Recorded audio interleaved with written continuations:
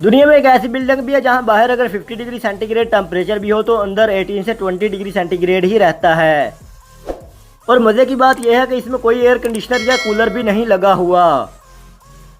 जी हाँ, भारतीय सूबा राजस्थान में जैसलमेर के करीब सहरा में वाक़ राजकुमारी रत्नावती गर्ल्स स्कूल कुछ इस तरह तमीर किया गया है कि बाहर 50 डिग्री सेंटीग्रेड टेम्परेचर भी हो तो अंदर 18 से 20 डिग्री सेंटीग्रेड से ज़्यादा नहीं होता।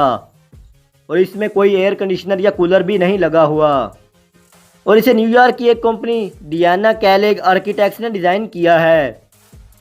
यह बिल्डिंग लोकल क्राफ्ट्समैन की तैयार की हुई है जिसे सैंडस्टोन की ईंटों से तमीर किया गया है। और इसमें तकरीबन 400 से ज़्यादा स्टूडेंट्स ज़ेर तालीम हैं। और इस स्कूल की बिल्डिंग ओवल शेप यानी अंडे की तरह बैज हुई है।